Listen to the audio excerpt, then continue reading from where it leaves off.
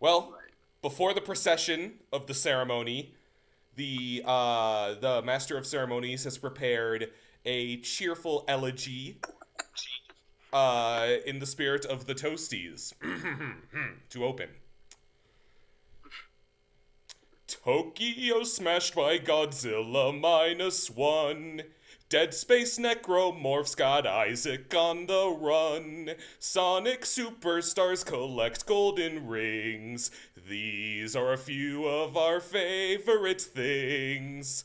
Elephant Mario stomps down on Koopas. Guardians rescue Raccoon Bradley Koopa. PJ and Josie seek cheerleader flings. These are a few of our favorite things. Spider-Man swinging from tower to tower. Succession siblings fight for corporate power. Chai from Hi-Fi Rush plays guitar and sings. These are a few of our favorite things. Doctor Who specials make us shout Alonzi. Ninja Turtle brothers, so we're never lonely. Mastering Chun-Li and Sub-Zero strings. These are a few of our favorite things. When AI paints, when dates delay, when we're feeling sad. We simply remember our favorite things, and then we don't feel so bad. Oh, a little flat, a little flat. Not quite my tempo, but I want to clap more, but I can't. That's a good point, actually. Live from maybe the Pepsi Center. We're recording remote, I don't know. It's the second annual Toasty Awards with an all-star panel of guest judges featuring Bella Ramsey, Troy, Lucy Liu, Jolie, Adam Sandler, Jay. Why'd you put me right next to Adam? Sir Patrick Stewart, Brendan, There's Brandon. and only half the people I just mentioned actually showed up. You do the math. And now, introducing your esteemed hosts, as of every West Coast Toast and Roast, Tommy, Will, and Dav. I'm one of those people. Yeah. and thankfully, I am the other. Hello, everybody. It is 7:23 Mountain Standard Time. I might be a little too tired to do all that before we go in, but I am like knee deep in a Celsius, so I'm kind of like all amped up. I'm ready to go. Excellent. Oh, you, yeah. you didn't get any Prime? No, because Prime. So, because my mom kind of got me into Celsius, and I was like, Mom, if I have too much caffeine in the day, I like get kind of like I don't feel good. And she goes, Well, it's not caffeine, but it's like energy. And I'm like, It's all motor oil to me. Yeah. So I don't really know what the fuck she was talking about, but like, all I know about Celsius is that I don't enjoy it in the moment, but when it gets to the point in the day when I last had a Celsius, and I haven't had a Celsius yet, I feel overwhelming despair. So I think it's okay that I keep drinking them. Alright, well, maybe you should be a real American and switch to Fahrenheit. Yeah, Yeah, hell exactly. yeah. Oh, well, thank you all for coming on to the sacred day, the second annual Toasty Awards, where we award our favorites in film, TV, and video games, and among other things. We got some As new categories this year, folks. couple new categories, yes. Yep. So just to review, how it goes is we each give our choice for a category, the winner, and the nominees to pick from. And then the panel of judges will weigh in as to who had made the best choice of the three of us. The winner of that Gauntlet will be crowned the monarch of that particular area. So to review last year, oh man, Dav took home 2 of the 3 crowns for his That's choice right. for his choice of Everything Everywhere All at Once for Film of the Year, and Better Call Saul for Show of the Year. And then Will took the crown for video games for the choice of Final Fantasy VII Reunion. Was that it? Final Fantasy VII Crisis Core. Crisis Core. Crisis Core Reunion. Yeah, yeah. I should have asked this sooner. Do we think we'll do something similar for performance for our new categories as well? Because they feel a bit more granular. You know what I mean? I don't see why not. Okay. All right. Well, the first. So we have. Let's see. There's 3 of us and 5 awards, and we have 15 awards to get through. And then our panel of judges will weigh in on those. Is there anything else we should cover before we further ado? Hold on to your hats, folks.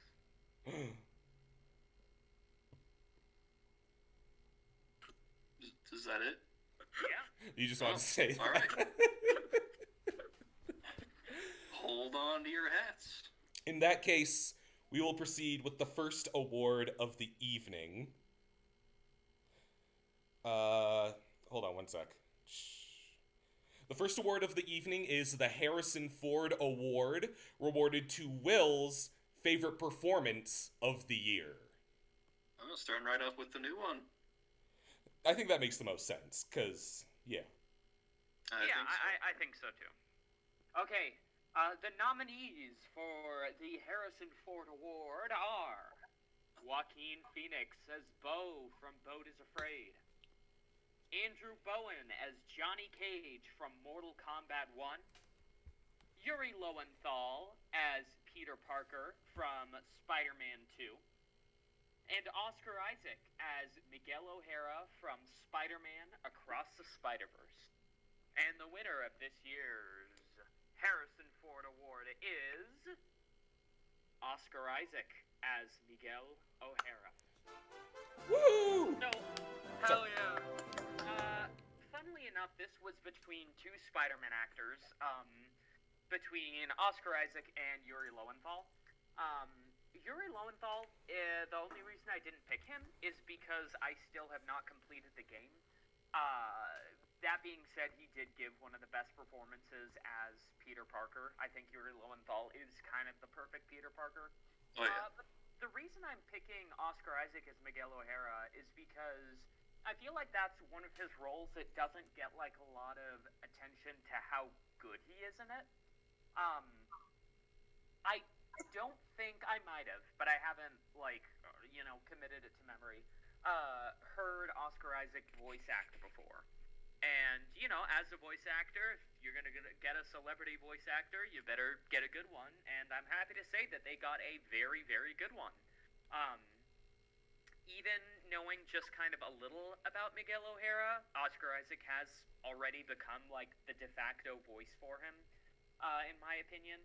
I think that it works really well because, especially compared to, like, some other animated movies, you always hear about them getting celebrities, and you can tell the celebrities kind of half-ass it.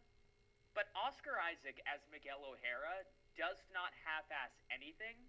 He goes all in every single second Miguel is on screen. Whole ass. Yeah, exactly.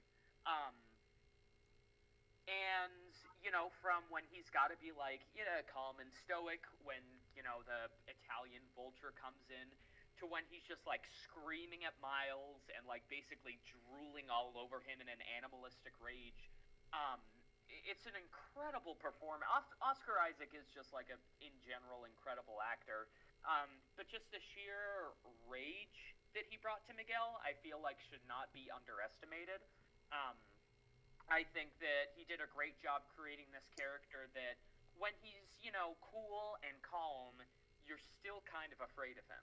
that I feel like there's not 1 minute when Miguel is not on screen and you're not kind of worried because, there's something not right with that fella. And I think the fact that arguably, that might be my favorite Spider-Man in the Spider-Verse movies, and this is my first exposure to him. I think it speaks leagues about how well he did. He's going all out. He creates an excellent character that's like very layered and multi-dimensional. He gets to play with his highs. He gets to, play with like the highs. He gets to play with the lows. It's kind of a perfect performance, and I especially can't wait to see how he turns out in Beyond the Spider-Verse. But for now, I think that Oscar Isaac has really made his mark voicing Miguel O'Hara. Might be my favorite role of his too, and like I said, I love Oscar Isaac in a lot of stuff. So for the Harrison Ford Award, it goes to Oscar Isaac. Well earned. I think the real strength of that part too is that he's cued into exactly what movie he's in.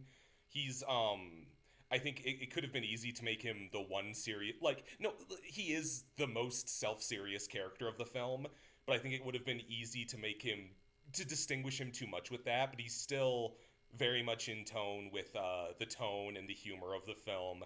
I think he plays off of like Greta Lee and Issa Rae really well.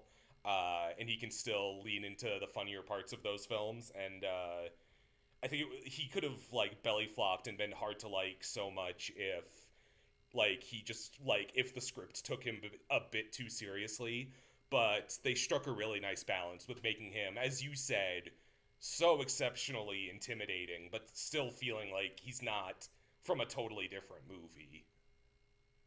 Yeah, exactly. Yeah, just fantastic direction, and I really love all like the touches that Oscar Isaac did with the character as well. Absolutely. All right. On that note, Dav will now take the podium to present the Roger Clark Award for his favorite performance of the year. Okay. A lot of fantastic performances this year, but here are my nominees. So we've got Robert Pattinson as the Grey Heron in The Boy and the Heron. Marshawn Lynch as Mr. G in Bottoms. Joaquin Phoenix as Beau in Beau is Afraid. That's a 2 for 2 right there. Mary Elizabeth Winstead as Ramona Flowers in Scott Pilgrim Takes Off. And Takaya Kuroda as Kiryu in Like a Dragon Gaiden, The Man Who Erased His Name, which is a title I'm going to try to say as many times as possible during this episode. And out of those 5, the winner of the Roger Clark Award is Takaya Kuroda as Kiryu in Like a Dragon Gaiden, The Man Who Erased His Name. See, I told you. Now, to start, to address the elephant in the room on this one of the reasons I may be picking this performance out of a sea of fantastic performances this year is we might not be getting too many Takaya Kuroda performances as Kiryu in the future, given that a very recent development on his character in the upcoming game coming out next month is he has cancer. So, after nearly 20 years of voicing this character, we might actually not get to hear him voice the character as much, which I'm sure they're still going to find some ways to do that. But as far as an official mainstay in the franchise, that might be coming to an end, and that is a huge deal. And I think that this performance in this particular game kind of it really shows that that's coming. Kiryu kind of in this game is having sort of a sunset story. This is kind of a bridge between what should have been, or what was intended to be his original ending, and what may actually be his actual ending. And you can feel it in the performance, the way that just all of the emotions pour through so well. I mean, ever since, I think it was 2005, the first Yakuza, he's always given it his all. But just the way that the story is going it is amazing just how well he's kind of brought this to life. I think Will is kind of familiar with the what's going on in that franchise right now, and I think you're almost caught up. So I'm very much looking forward to you also getting to experience this, because it really does feel like all these past years have just come together to make something just really special. So ultimately, that's why I'm giving Takaya Kuroda the Roger Clark Best Performance Award of 2023. Well, I feel like Kuroda in particular has never really missed when voicing Kiryu. No. It's like, sometimes when actors play a role again or like come back for a role, they like kind of add stuff on it, but Kuroda was 100% Kiryu from the beginning and never stopped. Yeah, even in Dead Souls, the zombie game. I don't understand that reference. It's it's because they don't want to acknowledge that game exists. Oh. Well, compared to the rest of the competition for that award, I suppose this was a Dame domination.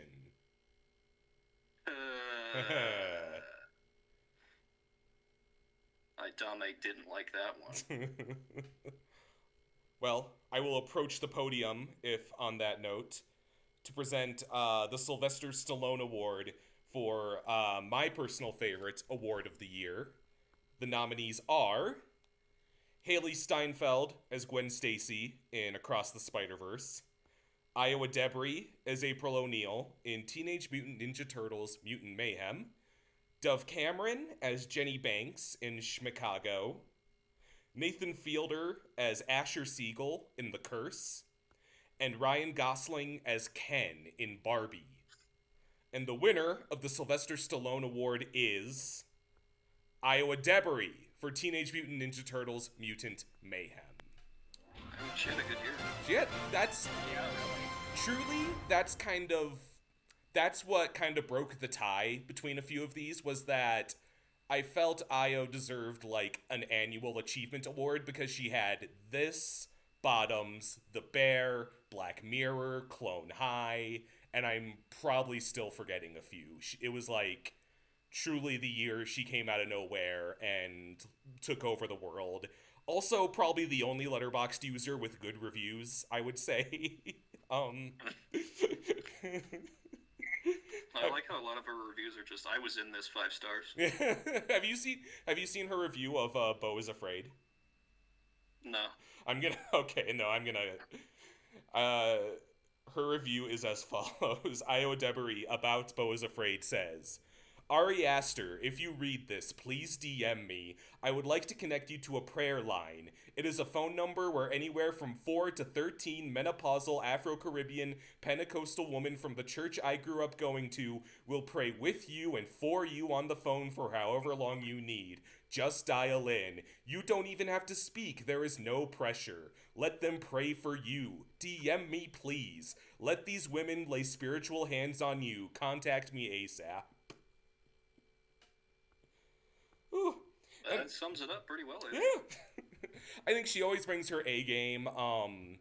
It's been really cathartic because I watched her and Rachel Sennett do like old internet sketches before they were even in movies, into like doing Comedy Central stand-up and skits, and seeing that like Hollywood and media at large has embraced how talented and terrific she is. It's made it like the year of Io, in my opinion. So she takes home the Sylvester Stallone Award this year. Excellent. Yeah. Well, what that means is we now turn it to our panel of judges, who will each lend a vote as to which of our 3 choices is the most powerful and wins the blanket award for West Coast Toast and Roast Performance of the Year. So just to so even if you're perhaps not privy to the specific performance, you can judge it on other context of similar performances. Again, no pressure. It's not like this is going on TV or anything. So, just to review, your choices are Oscar Isaac for Across the Spider-Verse, Kuroda for, Dav, say it again. Takaya Kuroda. Kuroda. 4. Like a Dragon Gaiden, the man who erased his name. Thank you, Tommy. Yeah, absolutely. I knew you wanted to. Or Iowa Debris for Teenage Mutant Ninja Turtles Mutant Mayhem. Let's start with Troy, who will be getting your additional vote. Julie, Troy couldn't make it tonight, so he brought me back from the dead and Gilbert Gottfried? Gilbert Gottfried from Smiling Friends. Oh my god! Hey, I was in other stuff too. I was in Aladdin. I was that one Italian. Gilbert, I really hate to do this to you, but this is kind of a necessary thing if you're hanging out with me. You go in there and you make it about Disney. Oh my gosh. No one makes it about Disney now because that was Iago.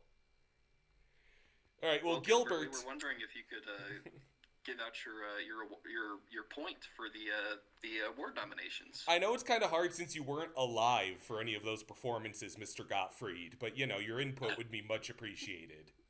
Yeah. Okay, so it's me. Oh, hey, Troy. Whoa, what the... See, I think Oscar Isaac did a great... I like Oscar Isaac and Iowa Debris. Like, they're both similar. Like, it's similar. They both have similar animation, like stylized CGI animation. What about performance, Troy? Yeah, this is purely your favorite performance out of the options, so you don't have to consider any context of how quality the source itself may have been. It's just about kind of who brought the rawest performance in your opinion, Troy. Yeah,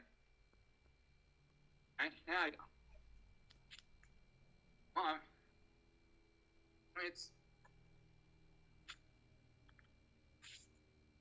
I mean, Iowa Debris did a good job as Mutant Mayhem, but yeah, like Oscar Isaac was very good in Across the Spider-Verse. So, is that your choice? One vote for Oscar, baby. Yep, sounds like a vote for Oscar if I've ever heard one. Alrighty. Well, let's swerve the camera over to, I suppose, Brandon. What would your choice be? They all seem like really good choices. Neil. I'm not familiar with Kuroda's voice acting, but doing it for 20 years is neat. But ultimately, my final vote is for Miguel O'Hara, just because that performance did require a lot of new. All right, two Alrighty. votes for Oscar. Double for Oscar. All right. Jolie, where will your vote go? My vote's going to Io because I think she's funny and smart and cool and hot. That's great. Retweet. So that's 1 + 1 for Io. Jay, how will this shake out? Maybe it's because I'm biased because of his incredible performance in Moon Knight that, put me onto him, but I'm going to go with Oscar Isaac on this one. Incredible performance. Again, like Will, I haven't heard him voice act before, and it was just perfect, no notes, incredible. Yeah, so that's my vote. Then by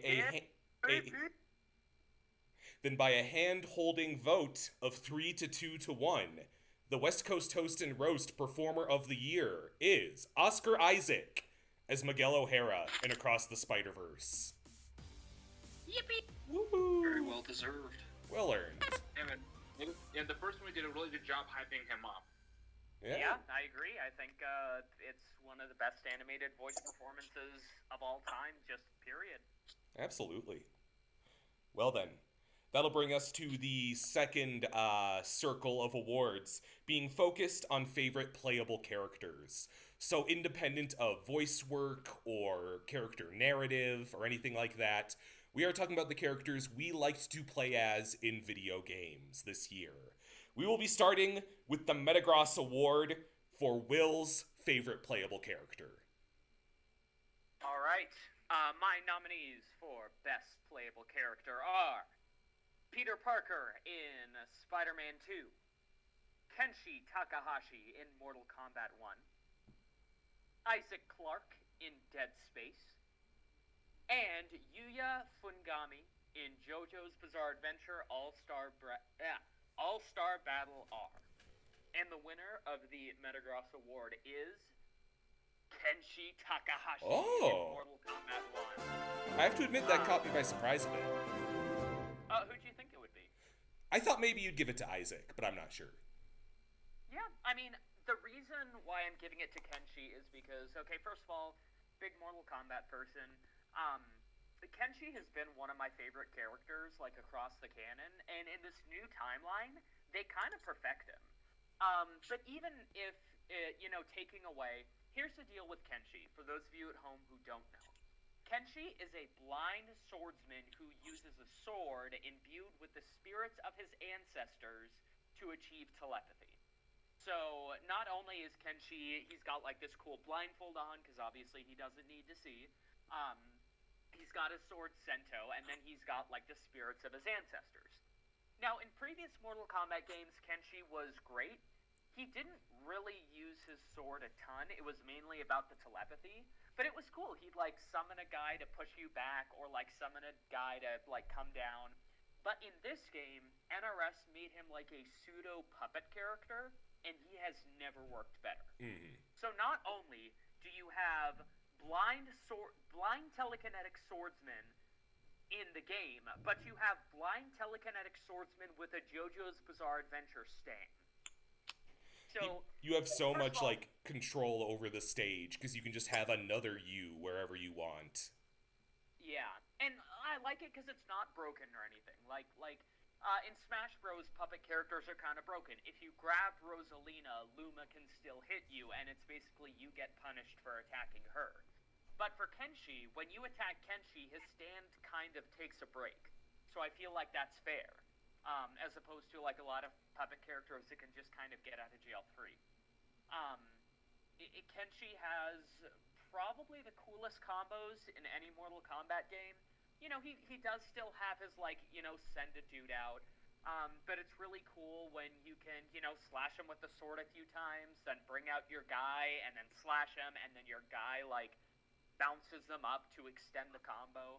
As a lover of fighting games who has never really even, to be perfectly honest, never really appreciated puppet characters, Kenshi is not only fun to play, he's fun to lab around with, but he also kind of clicked something for me where it's like, oh, so this is how you use that archetype. So, the Metagross Award is going to Mr. Kenshi Takahashi. Wonderful. Wonderful. All right. That brings us to the Kazuma Kiryu Award, presented by Dav for his favorite playable character of the year. Hell yeah. Okay. This was a very good year for games and a very good year for playable characters. So here are my nominees. We've got Chai in Hi-Fi Rush. I hope this isn't like a spoiler, Will. Venom in Spider-Man 2. Peppino Spaghetti in Pizza Tower. and Cybele in Pseudo Regalia. And another 2 for 2, because me and Will are on the same page tonight, Isaac Clarke in Dead Space. And the winner is, maybe a little surprisingly, Cybele in Pseudo Regalia. Oh. I don't mean to, put you on the spot, Dad, but that's the goat girl with no pants, right? Yeah, that is the... I'm going to... I think it's a safe bet to say that absolutely nobody here except for me has played Pseudo Regalia. It was kind of an underground, well, not necessarily underground, but it was a bit niche of a 3D platformer Metroidvania that came out this year. Sorry, really quick, we should, when we're talking about a character, like the playable characters, we should put them in the chat so everyone else can see. Oh, good call. That's a good idea. Good idea. Okay. So... Like a fixer-upper. No. She just typed, look, just put the word Cybele in there. Because because I don't want to put a picture of Right. I know that I will No, go lose ahead. if I put a picture of Seibel in the chat. Go ahead. So, as Will has already kindly touched upon, I'll get it. so there's a We're doing it live! Troy, Put the picture up! We're doing it live! Paperwork picture of this character. Please put it. Don't put it. Please put a safe for warp one in there. Yeah, I'm looking. Jay's like having trouble finding. we are not off to a good start. This is the best I got. Keep going. Oh, yeah, there we go. That's not so bad. Okay, well, sure, okay. So, in terms of all the images you could have found for this character, I guess that one is pretty good. I want to... Okay, so, hear me out. Right. Seibel in Pseudo Regalia is this... You can clearly tell she was designed by a furry, and, that's all fine. So, she is this bunny goat hybrid character who kind of just appears in this sort of dreamlike world, and kind of the goal that you're given in this game is that you have to liberate this castle of something that has basically imprisoned all of its inhabitants. And that thing pants.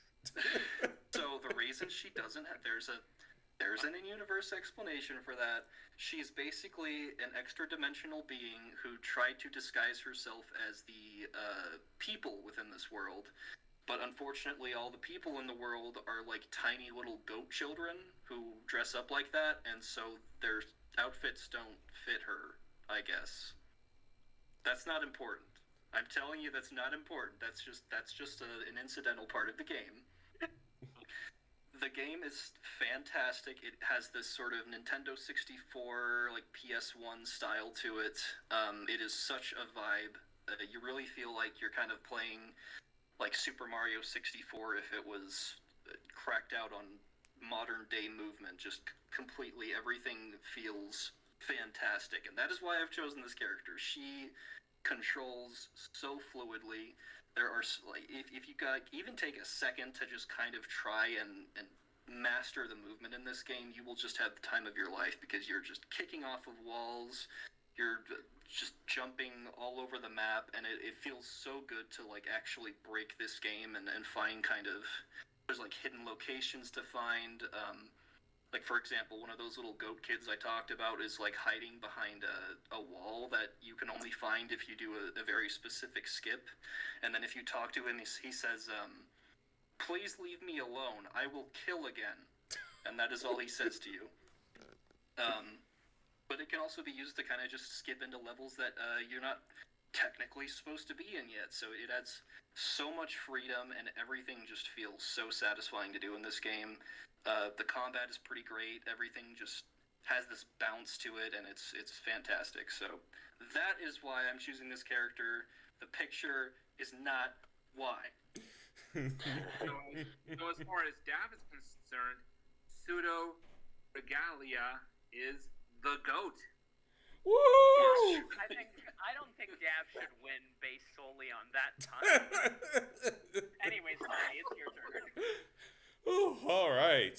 Well, I'll take the podium to present my choice for the Chun-Li Award for my favorite playable character of the year. The nominees are Shang Tsung from Mortal Kombat 1, Agnia from Octopath Traveler 2, Jamie Sho from Street Fighter 6, Elephant Mario from Super Mario Bros. Wonder, and Peppino Spaghetti from Pizza Tower. Yeah. And the winner is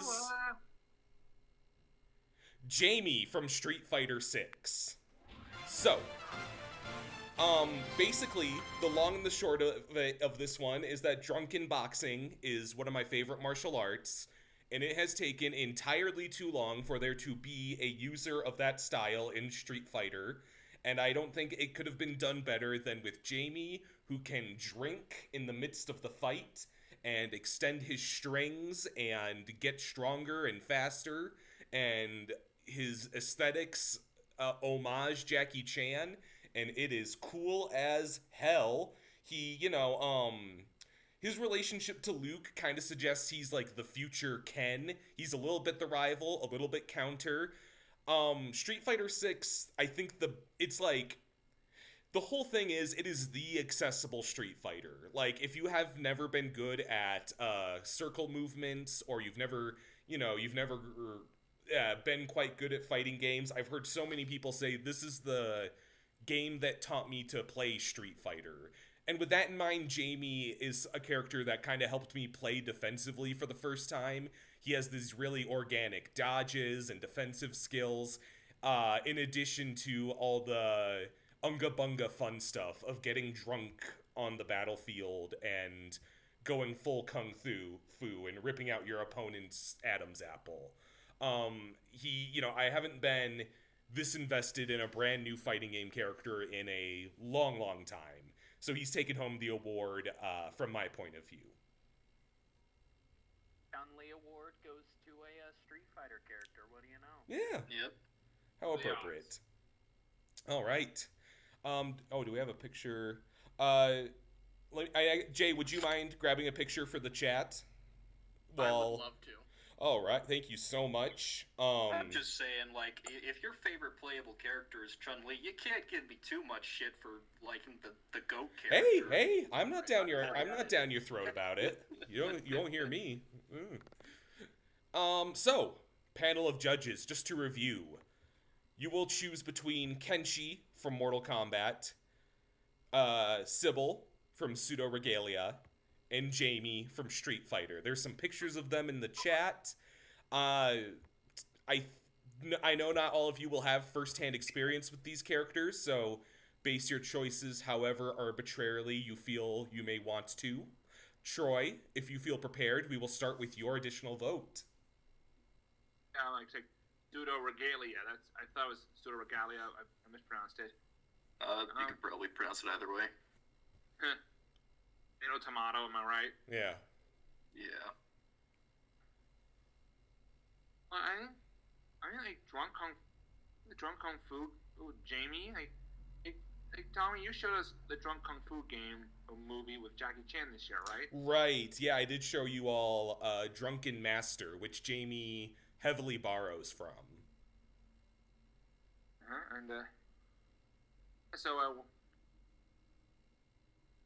So what was it with like Kenshi again?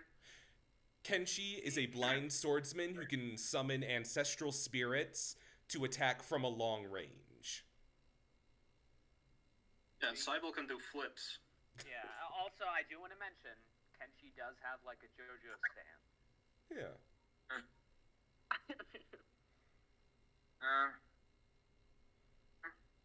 Okay. Can we come back to me real quick? Of course, Troy.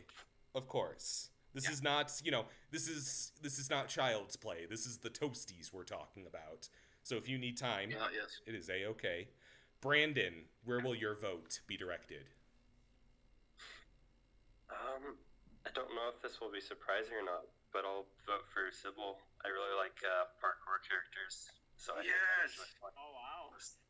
That is I think you actually would enjoy that game, Brandon, although might have to wait for an update where they add a map, because that is the one downside of it. But yeah, I think you would like that game. That is one vote for Sybil. Jolie, where will your vote be directed? My vote is going to Sybil because she's puss out. All right, well, I guess it worked in my favor. I didn't have to be ashamed of it.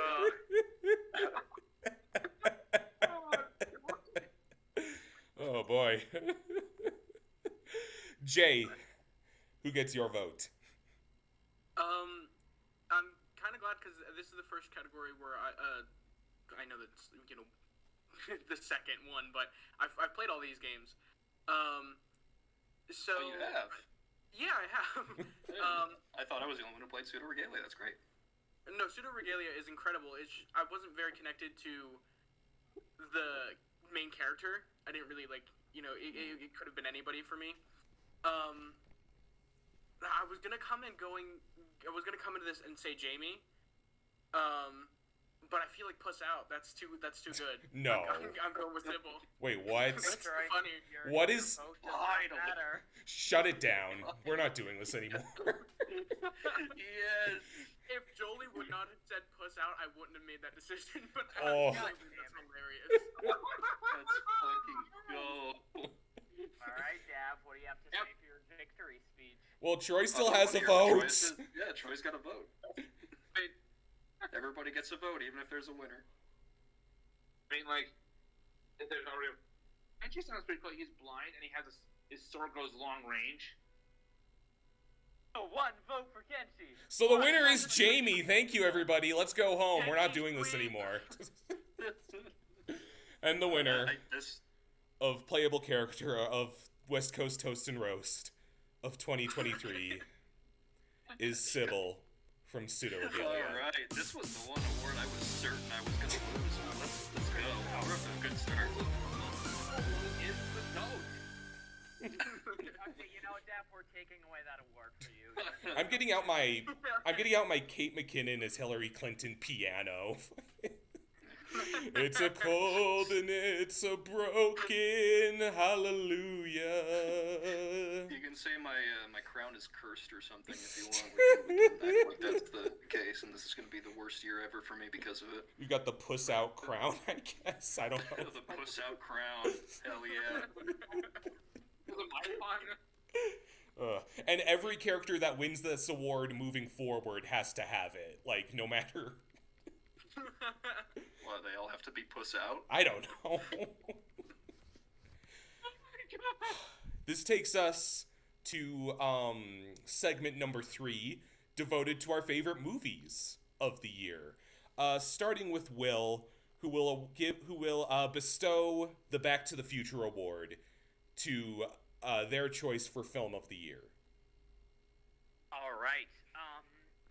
Probably not a surprise what I'm going for, but the nominations for the Back to the Future award are Beau is Afraid, Godzilla -1, John Wick 4, and Spider-Man Across the Spider-Verse. And I don't think I even have to fool you guys out on which one it is. It's fucking clearly Spider-Verse. Yep. Spider-Verse is not only the best movie of the year, I think it's one of the best movies ever made. The big problem with two-parters or part 2 of trilogies is they are usually just the bridge from what happens in the middle. But in this, I didn't feel that way at all. So first of all, to get it out of the way, the animation is incredible. Not just from an animation standpoint, but from a technical standpoint. How the fuck did they do the Da Vinci Vulture? that absolutely blows my mind. It looked like 2D. Oh, go ahead, Drew. Vulture actually looked like 2D. Yeah. I mean, but either way, the animation is perfect. It's kind of the pinnacle of what it has set out to do. Despite me giving the award to Oscar Isaac, every voice performance in this movie is incredible. Also, I think someone mentioned every scene in this movie would be the best scene in any other movie. If it was isolated, Oh yeah. That's how fucking good this movie is. Also, back to the fact that it is, it ends with a to be continued. People were saying, oh, Avengers, Infinity War is our generation's, fucking Empire Strikes Back. I feel like, if anything, this is our generation's Empire Strikes Back. The difference is this is good, for one thing. Oh. hey, Tommy. Anyways, I'm pretty sure all of us have seen Spider-Verse, so there's not a lot to talk about. It's an incredible story about finding who you are and being who you are unapologetically, and the fact that, when you present yourself authentically, there will be people who want nothing more than to bring you down, and that's just kind of a fact of life, and you only stay down if you let them keep you down. I feel like it's kind of transcended superhero cinema and has become something completely of its own that is just like uses the idea of Spider-Man and the idea of a Spider-Verse to just create this incredible, rich world with amazing characters. There's just not enough good that can be said about this movie. It's a perfect film. Coincidentally enough, I think the last time I rated a movie made after like 2010 5 stars was the first Spider-Verse. So I would definitely say this is gonna go down in history as one of the greatest films of all time. I can't believe I forgot to mention earlier, this also has an Io Debris. That's true. Yeah. There's another connection between this and Mutant Mayhem. Stylized CGI and Iowa Debris. It's a winning combination. Sorry. Should I throw like a movie poster in the chat, or a movie poster? No, I feel like all of us, because like I know what your guys are, so I feel like we're probably okay. Gotcha. Yeah, I was, like I said earlier, Spider-Gwen is my personal favorite. She was up for my performance award. I think Haley Steinfeld is sensational in that role. I also want to give a honorary little shit award to The Spot, because I feel similar to Iowa Debris, there was kind of a Jason Schwartz renaissance between a few different things here. Oh yeah, Honestly, definitely. yeah, 100%. Was he in Asteroid City? Yes, Asteroid City and Scott Pilgrim as well. And the new Hunger Games. Oh yeah, that's right. Lucky Flickerman. Yeah. Lucky Flickerman. I was like, I am Spot. The Spot. And I just love that scene where like I'm literally ripping the fabric of space and time. It was just a Tuesday. You act like we're stuff like what happens around here all the time. You threw a bagel at me. All right. Anyways, I said smash for like, and like the Spot was funny and also intimidating. Like I agree, Troy. Like in a different, he's on a different level from Miguel O'Hara. Right. And yeah, the animation's beautiful.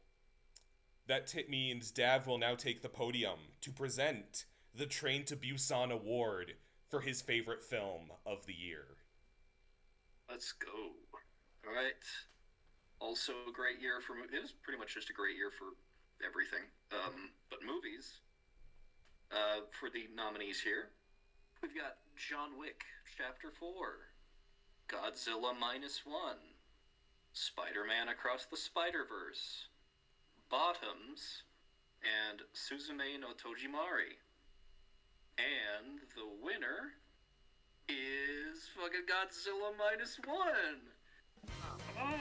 Oh, God, I'm so happy this came out this year.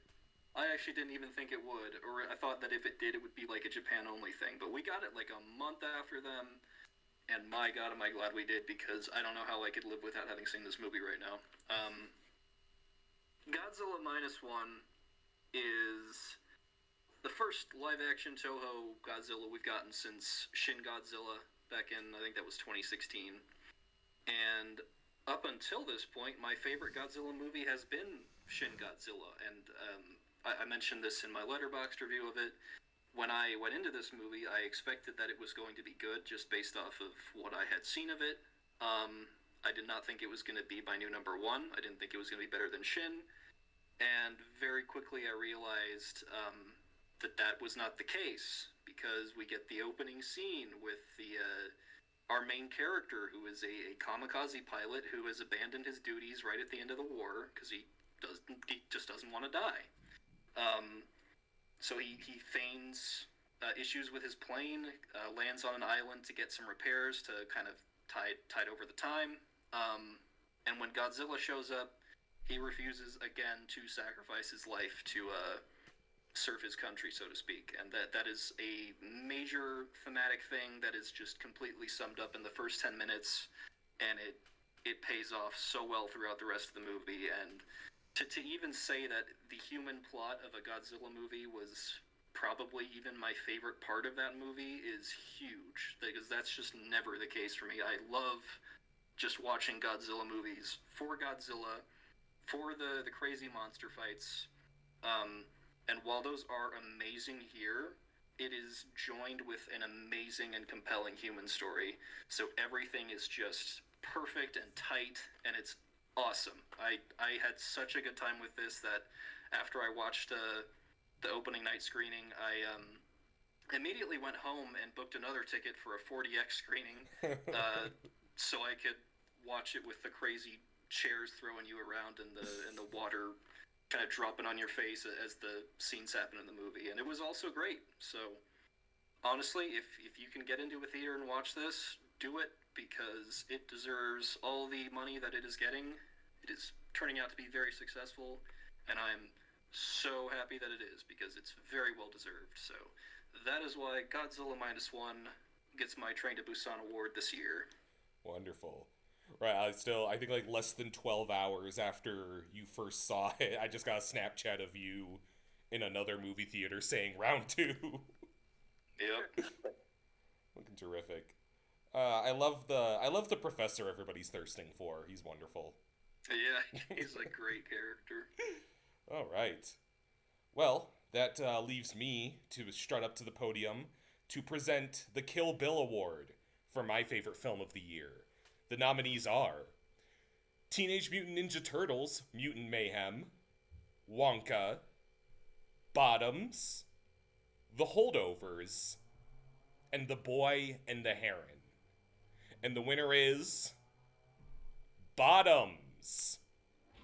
You could say Bottoms Up, because they won this award. Dun-dun-dunts. Whoa, who had that ready? What the? I actually don't get that. Could you explain that joke to me, please?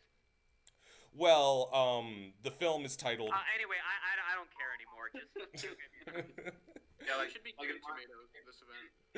In Monsters Inc., they say, like, bottoms up. Yeah.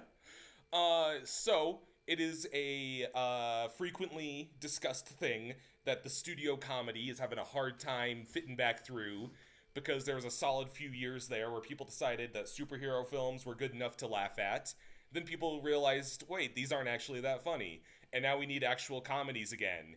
And smaller creators like one Emma Seligman, director of previous smaller features such as Shiva Baby, came in swinging and brought us, the raunchy teen comedy for the generations. This is going to be it didn't, make the huge splash that a Mean Girls or a Heathers did, but I think this will be that for some small group. I thought, I am a simple person. I sit down to movie and I'm like, this will probably get a star on my Letterboxd if it has a few performers I really like and a fight, and I laugh enough times. And this had all of those in a way that, you just don't always get those flavors intertwined. You don't always get really funny improv and a really good fight scene, and, it makes you actually give a shit about the characters. I think all these characters are wonderful, and I want to protect them. Dav mentioned Marshawn Lynch as Mr. G, who is fucking hilarious. I think most his dialogue is improvised. Yeah, it's pretty much all improv. He's really good. He's really good. I think Bottoms is wonderful. I shout out Rachel and Io before. They are the most electric duo in comedy at the moment. I have on my Letterboxd my top 100 favorite films from before 2020 and my post 2020 favorites, where movies go to marinate until I decide they are one of my all-time favorites. And currently Bottoms is my favorite modern classic film. It is at the top of that list and will probably most assuredly be in my top 100 one day.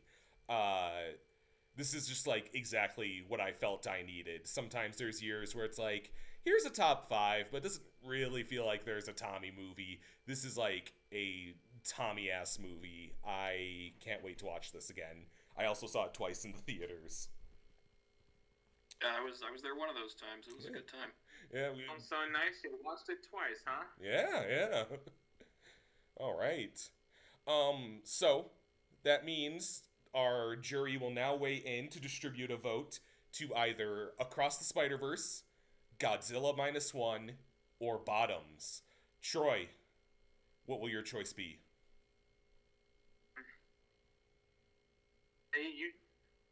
let me think about it. Let's move on. Okay. Brandon, where will your vote go?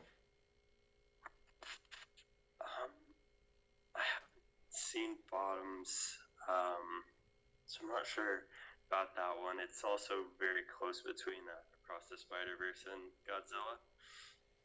I think Godzilla's an honorable mention, but I'll go with Across the Spider-Verse. All right. One vote Very fair. for Across the Spider-Verse. Jolie, what will your choice be?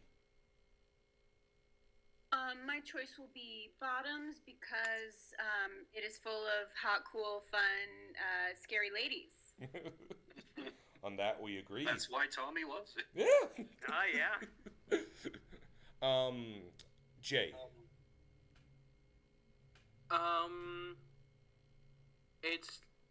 I feel like with everybody, it's in between Across the Spider-Verse and Godzilla -1, but I'm gonna very narrowly say I misspoke. Spider-Man Across the Spider-Verse. That was genuine. I didn't mean to fake anybody out. No, it's La all La right. Land.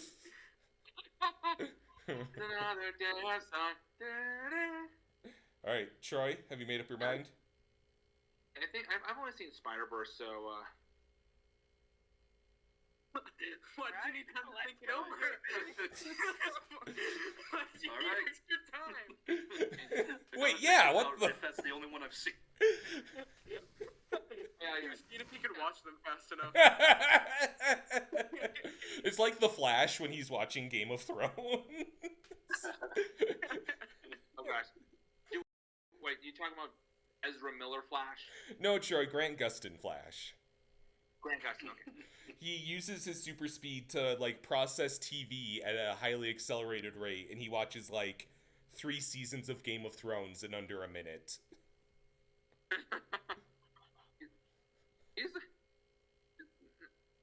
I think Sonic could watch TV that fast. Yeah. Flash is faster maybe than he Sonic. could. I mean, I guess these other 2 movies sound pretty good, like Godzilla -1, and Bottoms sound like they're worth the hype. Yeah. Yeah. Well, it sounds like... Oh, sorry, were you not done, Troy? I'm sorry. I think I've only seen Spider-Verse, but that was awesome. So Fair enough. We've got our monarch of movies. Yeah. Hell yeah. The West Coast Toast and Roast film of the year is Spider-Man Across the Spider-Verse. The penultimate segment of the ceremony, now devoted to our favorite video games of the year. Will now bestow the Final Fantasy VII Award. All right. The nominations for Games of the Year are Hi-Fi Rush, Spider-Man 2, Dead Space, and Mortal Kombat 1. And the winner is Dead Space. This was a very close race with Spider-Man 2, but like I said, I haven't completed it just yet. And Dead Space is also, like, exactly what I look for, not just in video games, but in fiction. Basically, the deal is, you're this dude named Isaac Clarke. Isaac Clarke, gets a distress... First of all, he is just an engineer, okay? He gets a distress call, and it turns out that, like, people on the ship are getting fucked up, turned into scary monsters, by this, like, strange sigil. So, the elements of this are science fiction, horror, and cosmic horror. And I love science fiction. I really love science fiction horror. But if you've got science fiction cosmic horror, that's like everything I could possibly want. The game is short. It's only about, I'd say, well, depending on if you want the collectibles, you can get it done in like 12 hours. But everything about it is perfect. They gave Isaac a voice as opposed to letting him be a silent protagonist, and honestly, I think that works incredibly. Then you've also got like a really cool, different like arsenal of weapons, and the cool thing about the weapons is that the weapons you get aren't really made to be weapons. They're all like futuristic electrical tools that Isaac kind of jury-rigs into weapons. And I feel like that's a really good point, because it shows not only, hey, here's Isaac Clarke who he is, but also, hey, he's in a tough situation where everyone is trying to kill him. You know, take a look at these. So, bless you. Excuse me. A third time. Fourth time. Let's do it. Fourth time. No, I'm good. Anyways, it's also survival horror, which I like a lot. Limited ammo and all that stuff. The puzzles are really fun. The monsters are fun too, because, you know, they tell you, like, hey, you know, for example, don't shoot the monsters in the head. That's not where their brain is. So it's really cool that, like, you take a game that's, you know, basically all about shoot the monsters in the head to kill them fast, and then now you have to, like, rearrange your game plan because that won't kill them. Environments are beautiful. They look like straight out of Event Horizon, which is another cosmic horror movie. Again, fucking incredible. But yeah, I would say Dead Space is, and this is the remake, of course, if you might be confused. It's everything I'd look for in a story. And, like, yeah, survival horror games can be really hard, like fighting games are my favorite genres. I feel like the way this tells its story, on top of just being incredibly fun to play, it's really something special. I can see why the series has persevered through, you know, all the ups and downs. The downs being Dead Space 3. Yeah, pretty much. Yeah, I was surprised how much I loved that game. The remake, because I think you told me to play it, and I just had a really good time with it. Yeah, it is a fantastic experience. Wonderful.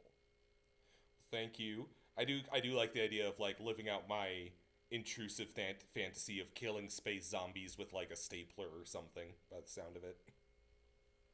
I like the joke that that's basically what one of the weapons is. No, yeah, I kind of imagine, yeah. Wonderful. That paves the way for Dav to share his choice for the Yakuza 0 Award for his favorite video game of the year. Yes. Amazing year for game. Last year, I feel like I didn't, like, my game of the year was like an 8 out of 10 for me, so still good, but, you know, compared to this year, the competition is stiff. So the nominees are The Legend of Zelda, Tears of the Kingdom, Like a Dragon Gaiden, The Man Who Erased His Name, there we go, another one, Spider-Man 2, Hi-Fi Rush, and Dead Space. And the winner is Hi-Fi Rush. No a game, yeah, a game I have not stopped gushing about all year since it came out in January. This was such a surprise because it kind of just, there was like an Xbox Direct, so to speak, in January, and they were announcing, I think, 4 different new games. They didn't, you know, have a whole lot of hype up for that. It wasn't like a big Nintendo Direct event, but one of the games that they announced was Hi-Fi Rush, a game that had never previously been announced at all. And they said the release date was right after the event.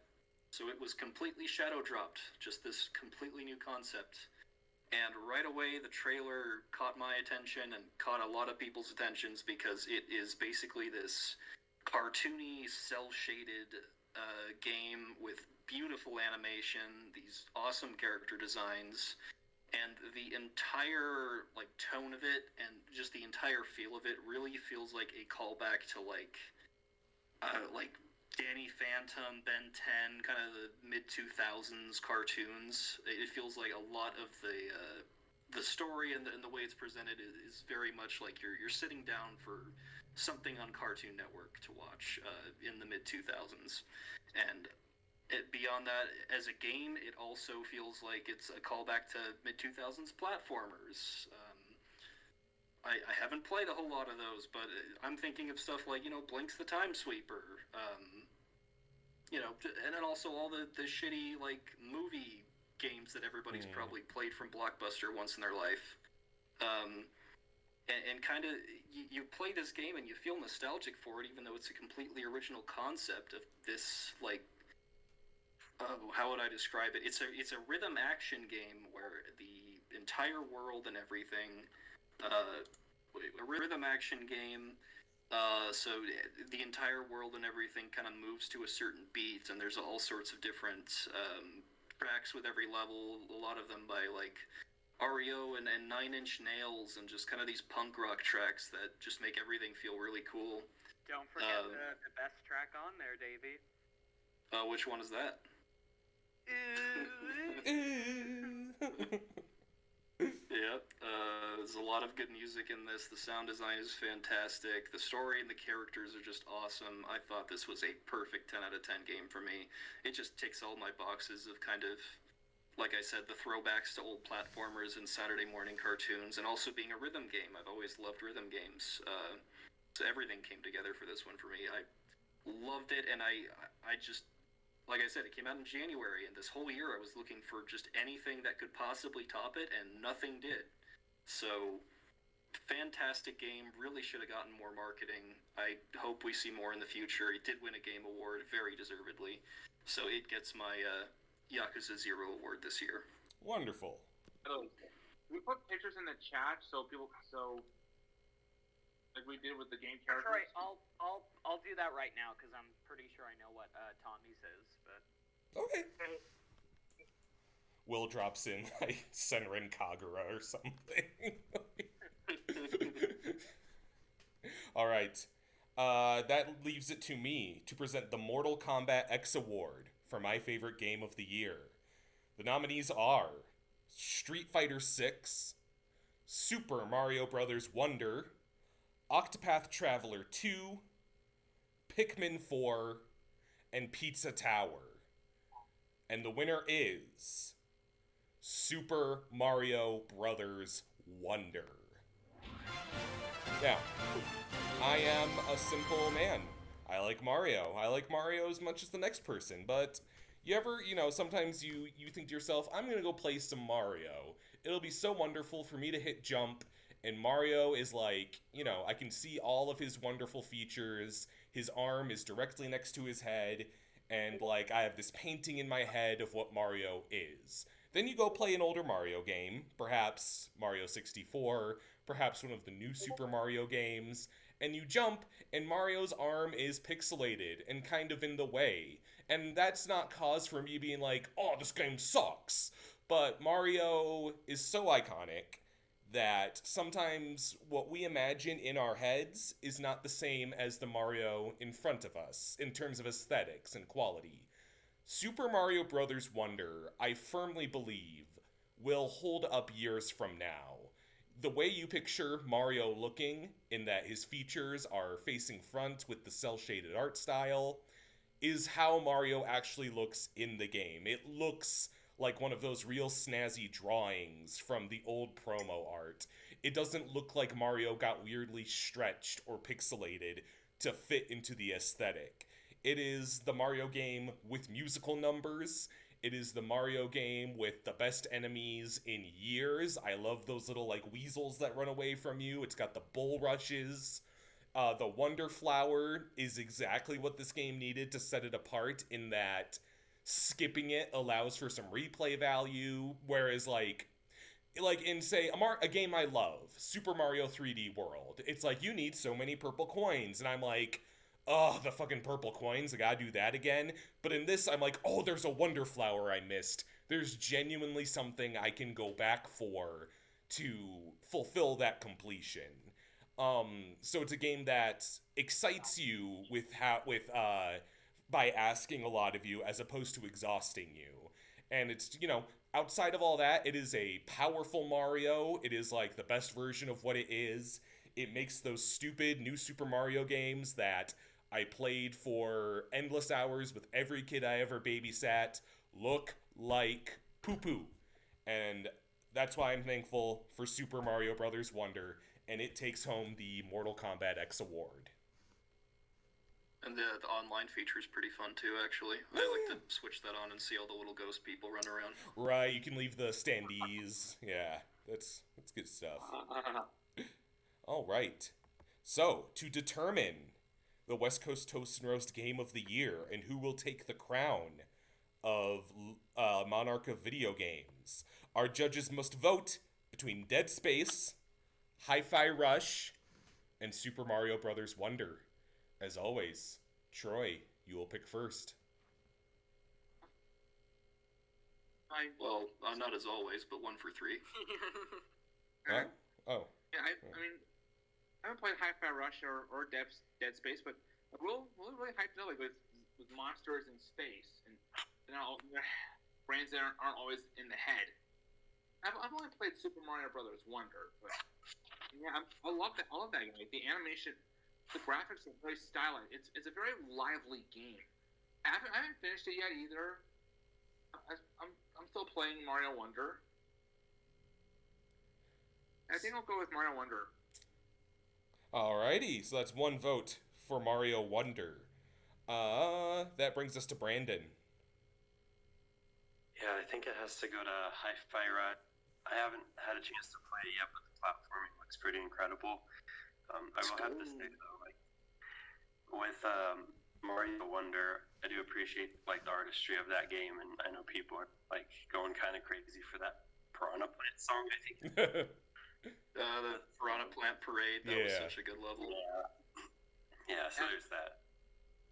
Piranha Plants on Parade. It's almost like pink elephants on parade, except piranha plants. And this game has elephants as well. I really should have. Finally, a Mario game where you turn to an elephant. I've been wanting that for years. Finally! We never knew we wanted. Yeah. Elephants. The trunk is very powerful, actually. Yeah. Sorry, elephants what? I was just going to say elephants are like a top tier animal, and it's a wonderful transformation.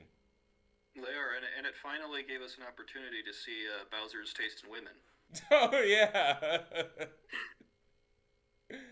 Everybody remembers that Twitter ad that Nintendo posted where Bowser is like trying to give flowers to Peach, and then she turns into Elephant Peach, and then he just turns around and grabs a bigger bouquet. He's a true Moto. Jolie, which game shall earn your vote? I am gonna have to give it to Mario, as I am not familiar with mini gaming, and I just like Toad, you know. Well, Jolie, what if I told you that there were 2 Toads in this game? Blue Toad and the yellow Toad. That makes me excited. You can be a blue Toad or a yellow Toad, so I think that is a well-earned vote. And does each game have 1 vote now? No, Mario has 2. If I'm Dead not. Space. Yeah, Jay, what's your vote? So I have not played Dead Space, so not that one. Okay. Sorry. And if you know me, I do not like rhythm games. I'm terrible at them. They make me frustrated. And you know, Mario Wonder, it's incredibly stylized. The gameplay is extremely fun. I like the new voice actor for Mario. I think he did an incredible job. I think a lot of the new mechanics work really well for Mario, and just the animation as a whole is incredible. However, Nabbit was not Puss Out. I'm going Hi-Fi Rush. Yoshi's Puss Out. Jeremy, Nobody wants to see that. So we've each got 3 votes for each game, so that means I'm the tiebreaker. Wait. Right. Yeah. So you're the ultimate decision on the winner here. Hold on. Because Brandon. Okay. I follow. Sorry. The thing is, I've only played one of these games, so I played a bit of I played a bit of Mario Wonder. I do think I'm gonna have to give it to Hi-Fi Rush though, because there is nothing like that. I truly think it is one of a kind. It really is. We need a sequel like ASAP. I'm not gonna get my fix with anything else. Yeah, I should play more games. So I can have a say in this. I have more of a say in this stuff. Troy, you should beat Kingdom Hearts since I got that for you. Like, do that. Do that. Yeah, Troy. Jay wants you to play too. Yeah. Well, And play the mobile games too.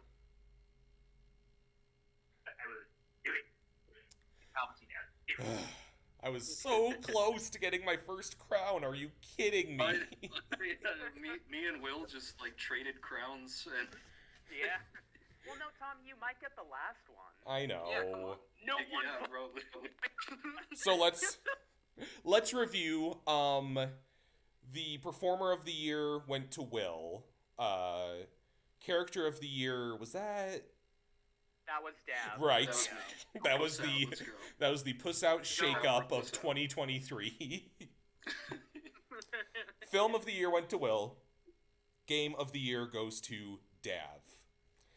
So that's a switch from last year. So 2 for each of the other hosts. I think it'd be nice if there was some, but don't vote dishonestly. Don't just try and spare my. I only invited you all onto the podcast, and but pick your honest choice. But remember, I will say, you did invite Troy and Brandon back, and they didn't give them an award last year, so. Okay, I don't. Hey Tommy, is this person with a gun behind me hired or is he a volunteer? Oh, that's just that's what we that's it's a family friend of mine. Well, that's what we'll put. That's how we'll put it. It's a family friend. Of Tommy Stalker that we've been looking for. He's like, where is he? This takes us. I'm glad Alfonso could join us for the final circle of the awards. This takes us to our favorite TV shows of the year, the final rotation, starting with the Twilight Zone Award, presented by Will. All right. For the final award, I have, once again, 4 nominees. The nominees for the Twilight Zone Award are I Think You Should Leave, Season 3, Twisted Metal, Attack on Titan, the final season, and Scott Pilgrim Takes Off. And the winner is Attack on Titan, the final season. Nice. Yeah. So, I will say, this was a very good year for TV shows. Like, last year, I had trouble coming up with 4. This year, I had my 4 locked in. I Think You Should Leave is a fantastic show that I quote way more than I should, and I think this latest season is probably the best. But there are still some sketches that fall flat, like The Rat Mom. Twisted Metal was a great surprise. Love that one. Scott Pilgrim Takes Off is my favorite version of the Scott Pilgrim stories, and it was my number 1 for a while. But then Jay said they were going to shoot me unless I watched Attack on Titan. So we binged through the seasons. Number 1, I'm really glad I didn't have to wait for episodes to come out because that would be fucking infuriating. You think that's bad? I watched the 2013 season when it first came out. Yeah. I was gonna say, I feel like Attack on Titan has had 15 final seasons. Well, yeah, because there's Final Season Part 1, Final Season Part 2, Final Season Part 3 Part 1, and Final Season Part 3 Part 2. What Final Season Part 3 Part 2 came out this year. Anyways, I tried watching Attack on Titan in high school, and it didn't really work for me, but giving it another look, I'm really glad I did. I'm a bit of a stickler when it comes to anime. I take a lot of the quote-unquote modern classics with a grain of salt. There was one show, I can't remember if it was the last year or the year before, called My Dress Up Darling that people were recommending, and I yeah, most of it. But the thing is, with how oversaturated anime is, and because of that, I kind of don't trust people when they say, "Oh, this new anime is one of the best ones ever," until I finished Attack on Titan. Because this is it's when you think of anime, quote unquote, this is nothing like it really. The only real anime trope it has is that it's made in Japan. It's just all of Attack on Titan is a beautiful story about freedom and desire and what it means to be truly free. Pretty much every character, even if I didn't like them, is a like good character that adds to the story. And the final season really does wrap everything up in kind of the perfect way. Like, I don't think I could think of a better way to end this series. Um, Not only, I don't want to spoil this because, after this, I'm kind of thinking I would like to show you guys some of Attack on Titan. But basically, the big bad. So you guys know about Titans, right? They're these like giant people. Yeah. So there's this thing called the Colossal Titan in the show, and the Colossal Titan is Jay. It's like 60 meters tall.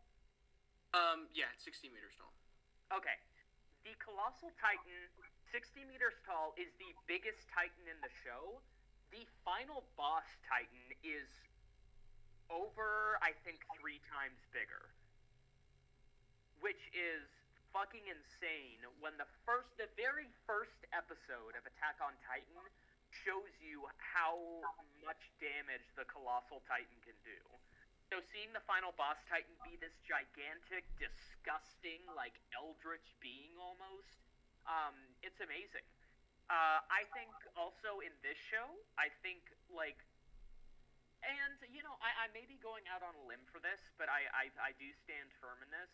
I think the ending to this show and what the main characters must face is the most, like, insurmountable odds a character in fiction has ever faced.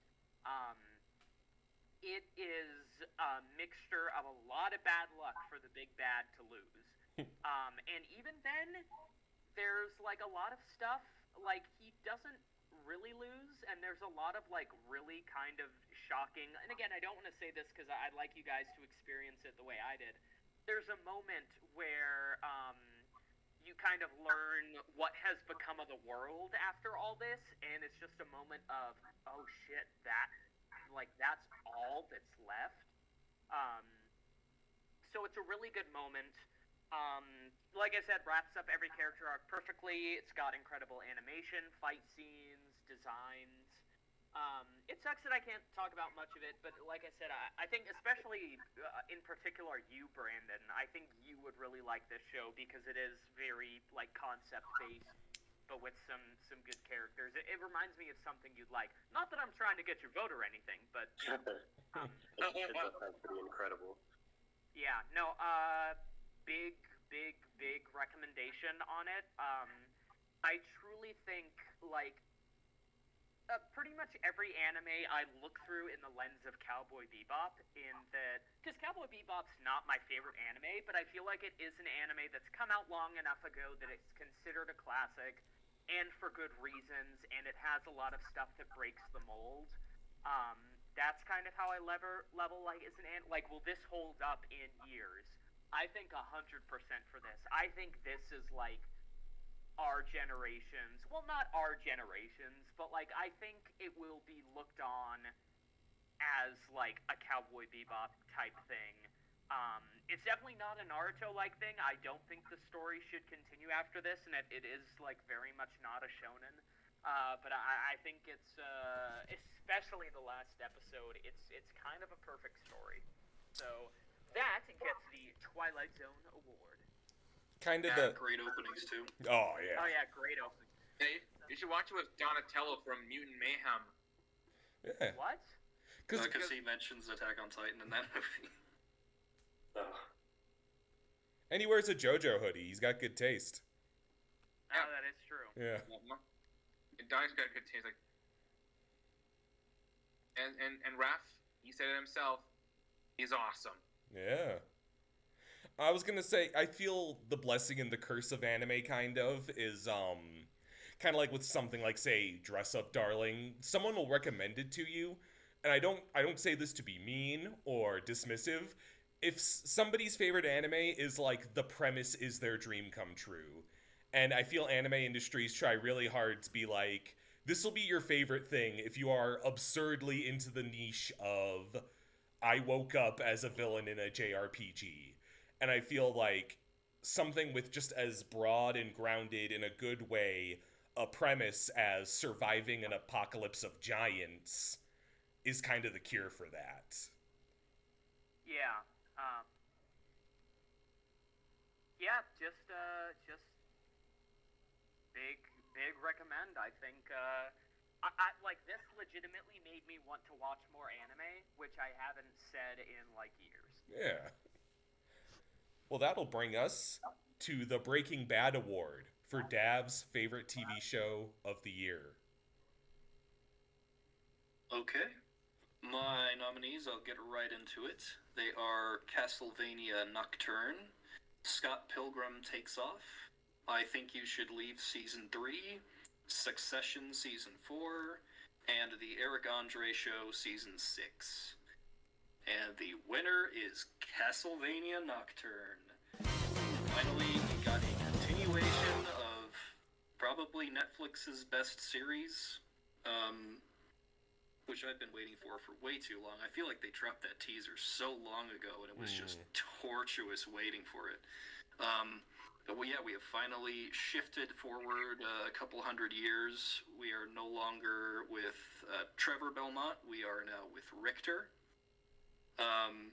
And I didn't know much about Richter beyond like his inclusion in Smash Brothers, and obviously when you watch this adaptation, you're not exactly getting a one-to-one of how they are in the games. I think that is kind of one of the big like criticisms that are kind of levied this way, is that it's not a super faithful adaptation, but kind of on its own, it is just this beautiful, like, gothic vampire story. Amazing animation, just some of the best I've ever seen on TV. And it's fantastic. I was really looking forward to it, like I said, for a long time, but then also when they dropped that next trailer where we finally got to hear some voices, got to see some sequences, and I think it really held up for me, at least. The action is just as great as always. Everything just feels so explosive and colorful and awesome. There are some really great just kind of vampire designs in this, and I think that I'm very excited to see more, because this is obviously it kind of leaves on a bit of a cliffhanger, and I'm totally okay with that because it means we're getting more. So I'm looking forward to it, and that's why Castlevania Nocturne gets my Breaking Bad award. And hopefully the next season. Hopefully the next season has. Cause I never fear Simon Belmont is here to destroy the monsters. Simon is dead at this point in the timeline, right? Oh yeah, which sucks. Yeah. His ghost could come back and sing it. I suppose. I don't. See, I think we discussed this a little back when it first showed, and we covered it on the pod.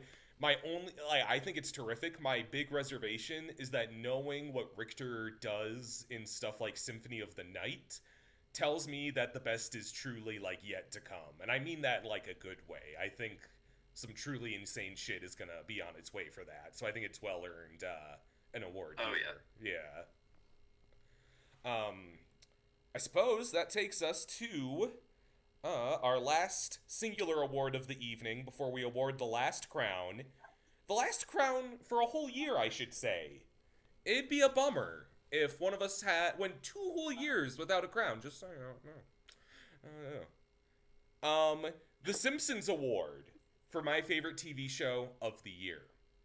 The nominees are The Curse, Schmicago, Season 2 of Invincible, Season 3 of I Think You Should Leave, and Scott Pilgrim Takes Off.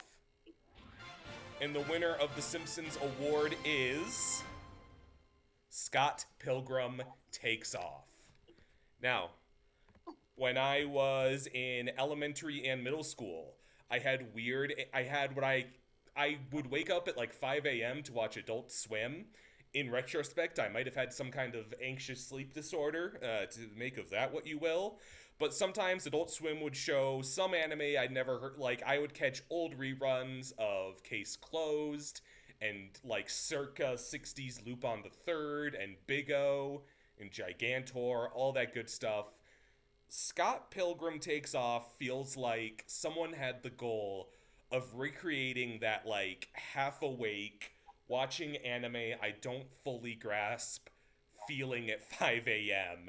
and putting it onto Netflix, in that, it sounds a little like the voiceover isn't fully accustomed to this style of acting. The art is, like, very soft.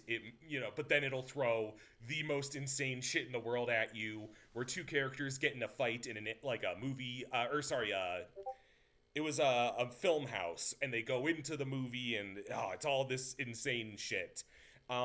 Scott Pilgrim versus the World is one of my favorite films of all time. I'll never forget dragging my mother to see it when it was in theaters, and her being the most bewildered I've ever seen a human being. And I was fully in love with the world of Scott Pilgrim. From there, I checked out the books, and I think this series is a wonderful extension. Apparently, Brian Lee O'Malley and or Edgar Wright sent out an email to the cast asking if they wanted to come back and voice their old characters from the film, and everybody had returned in about 3 hours. Everybody had responded, and they were all in. That means you get this stellar voice cast of Michael Cera, Anna Kendrick, Mary Elizabeth Winstead, Chris Evans, Jason Schwartzman, Anna Kendrick, Brie Larson, Anna Kendrick. Who am I missing? Yeah. One of these people's on your TV right now, probably. They all do terrific, though. I think perhaps in a, they embody those characters so well. Perhaps it's kind of a chicken-egg situation where they helped define the characters in their portrayal and it spilled over. But I don't think, maybe that's weird in a vacuum, but this show doesn't exist in a vacuum. It's a distinctly compassionate show, largely about rehabilitating characters that perhaps were underserved by the narrative in the first place, and you see a lot of growth from people like Julie Powers and Roxy Richter. And, just getting to explore this world so thoroughly, ostensibly one last time. They don't want to continue it any further, and I'm okay with that. It was a delight. It was a treat. It's maybe my favorite miniseries, by some broad definition, of all time. And that's why it's taking home the Simpsons Award. It doesn't have Lisa Miller in it, though. Yeah, it's a bummer. All right. It doesn't even have Lisa Simpson. That means to determine who takes home the final crown of the evening, our jury of judges must weigh in between Attack on Titan, Scott Pilgrim Takes Off, and Castlevania Nocturne. Troy. Well, I think it's because I haven't seen any of these, but I do remember when you showed us we watched Scott Pilgrim, the movie. And that was fun. Like, Michael Cera, the actress did a great job. I love Michael Cera in that. And Jason Schwartzman. So, let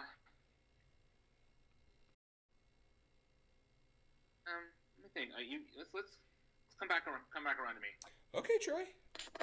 Brandon, do weigh in.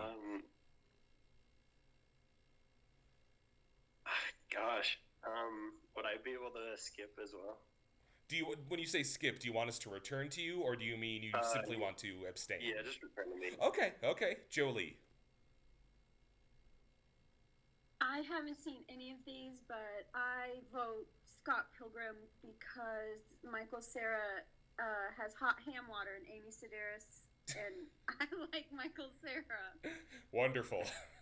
Jolie, did I ever tell you, I think when we were in high school, your Twitter handle was just Michael Cera, and a friend of mine was convinced that Michael Cera just followed me on Twitter. Oh, that is the biggest honor. But all the Titans in Attack on Titan are puss out. No! Come on, Come on! There's a little robot in Scott Pilgrim that doesn't wear pants. Are you happy? There's hundreds of pusses out. Yeah, Tommy. quite literally millions of pusses out, and I'm not exaggerating. Jay, save us. You said it's Sorry. Jay's turn? Yes. Sorry, I didn't hear. You're okay. So, obviously I'm gonna pick Attack on Titan. Like the kaiju kind of like horror, like just big creature kind of stomping on, civilization has never been very scary to me until I saw Godzilla -1. Because it always seemed kind of zoomed out. Like, it's implied that people are getting crushed and destroyed. But Attack on Titan has this, very often has these shots of, people desperately trying to run away and then them not only getting crushed, but picked up and torn limb from limb, and you're hoping somebody's going to stop this while it's happening because the shot lingers for so long. And then right after that, it'll cut to a soldier, same thing happening to him, completely hopeless, and it's incredibly horrifying the way they humanize every single character, even the ones that die in the background through, like, the subtle voice acting and the way they animate the people running. It's absolutely incredible, and I could talk about the show for days without stopping. I do also want to add on to that there is a scene where, like, a child dies, and to show trust me, Troy, it's a good thing. It's pretty epic. No, so just to show, like, how horrific this war is, they, like, linger on the child very slowly getting stepped on, and you can see his, like, face contort and his eyes pop out of his head. Jesus Christ. Yeah, that was a good thing, wasn't it, Troy? Yeah, it was great. It's actually really... That's disturbing. Huh?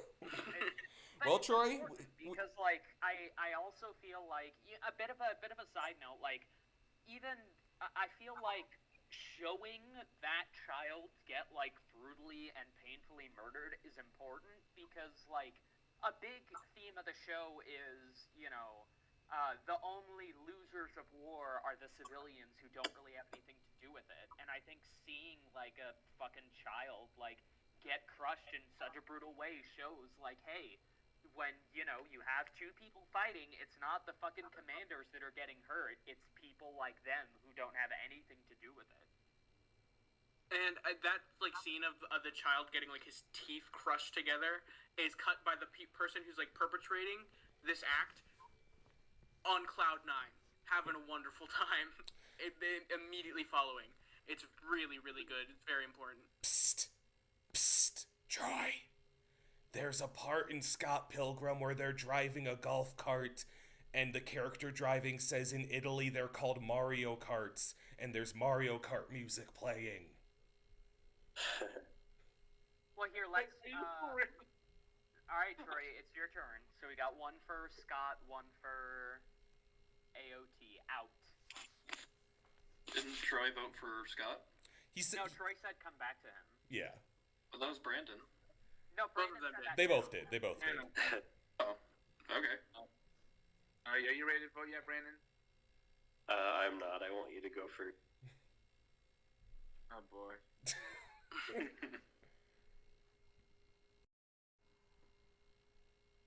Troy, just pick which one you think like sounds the best, I guess. I mean, Attack on Titan does sound awesome. You guys are really hyping it up, but I have fond memories watching Scott Pilgrim with you guys. So, I don't which know. one is it? Indecisive. Can we put the... Let's... Oh, boy. 2 years in a row we got Okay. the Jeopardy thing. Troy, here's the thing. You don't have the vote. Troy, no. Troy, I hear a reason you want to vote for Scott Pilgrim. What's the reason you want to vote for Attack on Titan? I hear you guys are really hyping it up. All right. Now, weighing those two factors, which do you feel you want to give your vote to more?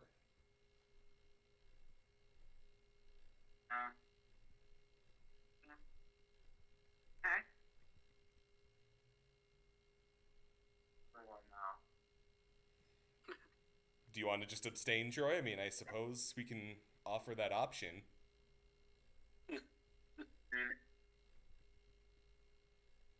Okay, if you want to, Troy, then Brandon will be the tiebreaker, unless he goes for Nocturne.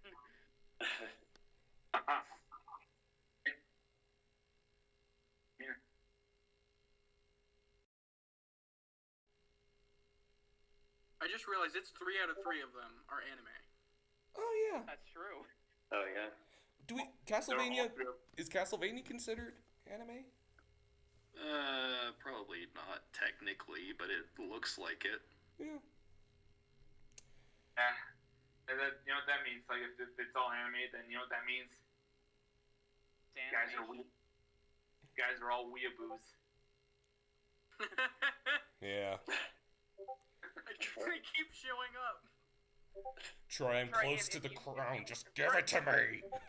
Yeah, Brandon, do you have a vote yet so we can give Troy some more deliberation time?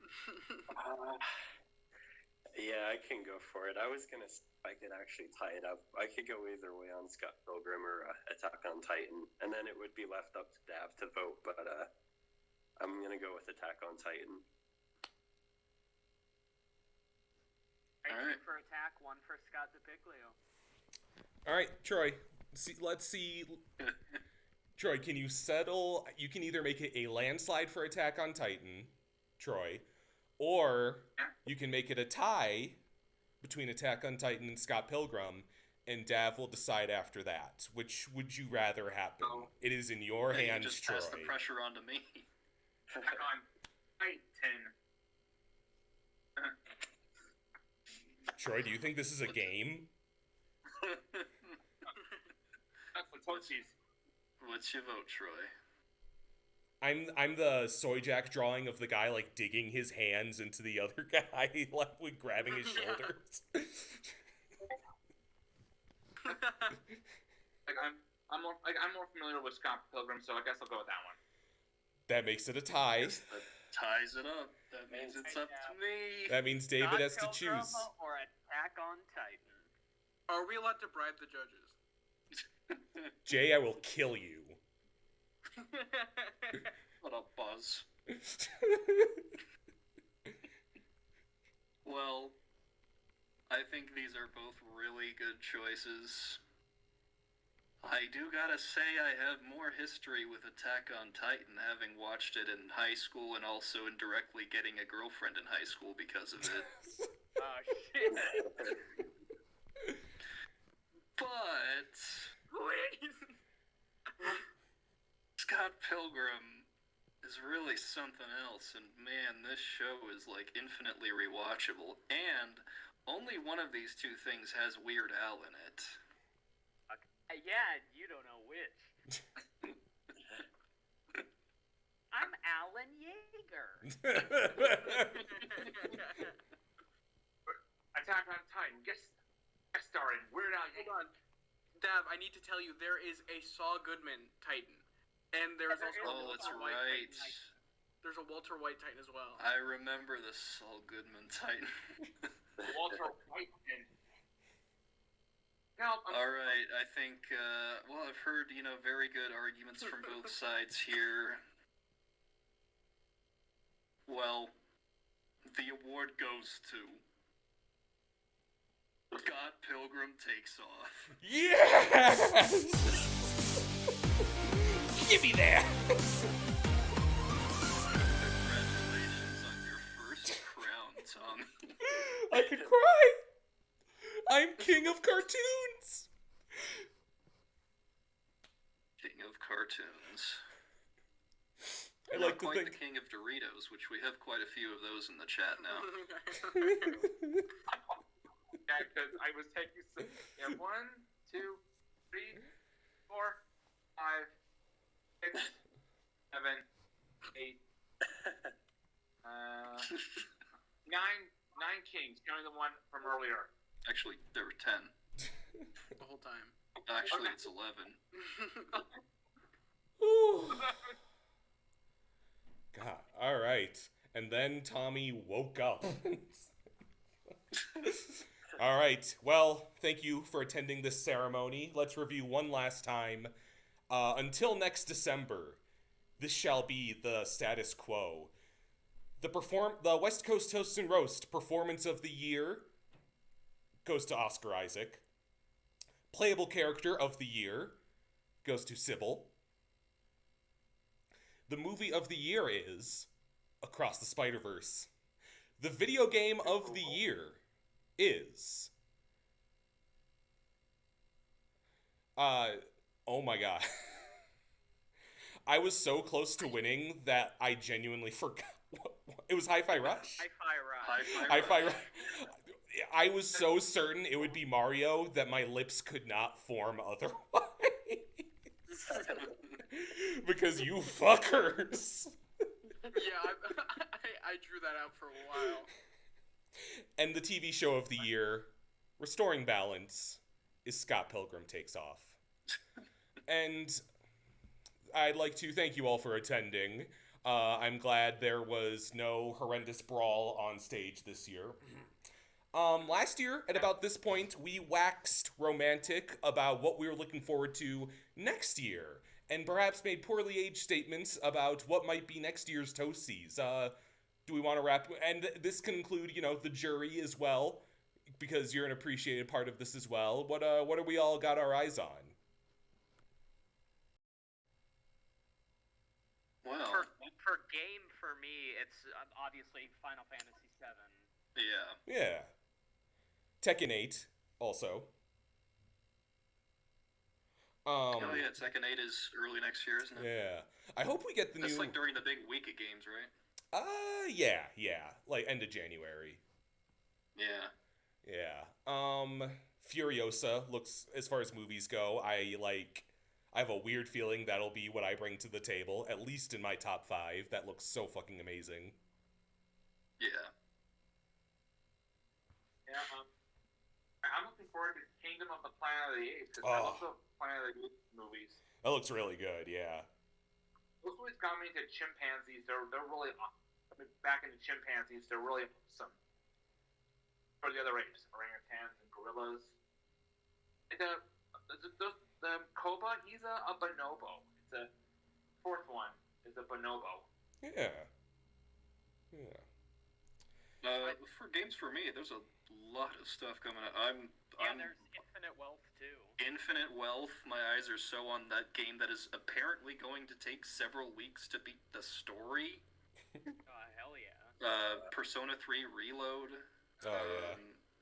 Hades 2 starts early access next year. So excited for that.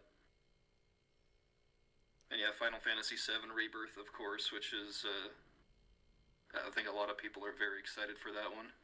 Absolutely. I think the Elden Ring DLC, Shadow of the Erdtree, is coming out early next year. Oh yeah, I'm looking forward to that. Yeah, absolutely. Completely. We're gonna get the rest of Invincible Season 2. Oh yeah, that's right. Yeah. It could pop up again. That's the one reason I didn't put it on my list, because it wasn't finished. Yeah, that's true. We're only halfway through. It's just even a nibble of Invincible is better than a meal of most other shows. I had to acknowledge it. Yeah. Fucking amazing. Mortal Kombat 1 might get its shit together a little more, because we're supposed to get some... Not that I love it now, don't get me wrong, but there's too much baggage for me to nominate it. I wonder if the story expansions that are being rumored are gonna creep up next year. You never know. Yeah, here's hoping. Yeah. We were able to praise it, though. Kenshi earned that award. It's still a good game. He didn't get that. Or I guess he did get the Metacritic. Right, the smaller scale. They still got trophies, even if you didn't get the crown. I like to imagine. Yeah. Kenshi has a trophy, Iowa Debris has a trophy, and they are neighbors, and they are friends. Deadpool 3, guys. Yeah. Deadpool 3, dude. I got Alamo Drafthouse sends a survey at the end of the year, and it gives you a list of rate these movies on how excited you are. And I'm like, Furiosa, day 1. Argyle, the movie everyone thinks looks stupid, I'm still gonna see it. Deadpool 3, not interested. Get that shit out of here. I'm more than interested. I know, Troy. I'm just giving you a hard time. Well, Troy, is it more that or Sonic 3? Which one are you most looking forward to? And it's good. I'm excited for that one too. I'm also excited for the new Knuckles series. Right, I forgot about that. Which will be on Paramount with the Ninja Turtles series placed in the Mutant Mayhem universe. Oh yeah. So that's gonna be cool. Godzilla X Kong. Oh yeah, that's right. I wonder if that'll be good. Godzilla. Joker 2. Jolie, is there anything that I love the first Joker, so I'll give that one a shot. I'll give that one a watch. Jolie, are there any headlines you're super excited for in 2024? Yes, I'm waiting for Problemista that was pushed off with the strike that was supposed to come out this year. I hope that comes out next year. Oh, see, I saw the trailers. I didn't know it was delayed. That's right. I wonder if it has. Yeah, and a new season of the Great Pottery Throwdown, man. Oh, I'm not familiar with that, to tell you the truth. It's a ceramics reality competition show based in England. Sounds amazing. Wonderful. Yeah, that's I should not take it for granted because I look at Wikipedia and Problemista does not have a new wide date. That's a bummer. That super bums me out. I have been waiting for that since Sundance, and Tilda Swinton, Julio Torres. So yeah, hoping, fingers crossed, that comes out next year. If Kraven the Hunter can get a new release date, then Problemista should. Oh, I think next year is gonna be super cool. I'm setting myself up for disappointed, getting excited for as many movies as I will. But if I'm excited for 15 movies, at least 5 will be pretty good. Yeah. I suppose oh, sorry. Yeah, sorry. I was just gonna add one more thing. Yes. Okay, sorry. You're okay. I might be completely alone on this, but I'd shame myself if I didn't bring up that Doctor Who season 1 is coming out in March. I'm very, very excited. So season 1 for a new Doctor. No, yeah, they're doing like a reboot kind of thing. It went from series 1 to 13, and now they're restarting again. Oh, like when they did Eccleston. Like it's a whole new thing, basically. Sheesh. Yeah, it's the same continuity, but it's like a whole new style, which I think they should have done with Jodie because the style between Capaldi and Jodie is crazy different. They look nothing alike. I mean, maybe this is where I hop on the bus. I don't know. If it's that accessible that they're calling it season 1, then I don't know. I would if I were you. I think it's great. Yeah. No, totally. There's a stop motion show from I think it's by Mike Judge, who made King of the Hill and Beavis and Butthead. It's called In the Know. There's no trailer for it yet, but the cast sounds really promising, and I like Mike Judge stuff. That sounds really neat. If Paper Mario 1000-Year Door remake. Yeah. Oh yeah, that's right. What are the odds we get this? I think next year has to be switched to like in November, right? Yeah. I don't see it. God, that's a good question actually. Next year feels like it should be the time they finally do that, but I also don't know if they're going to. But Nintendo's also a little bit insane, so I guess it's 50-50 shot. Nintendo's nuts. Yeah. I think you're nuts.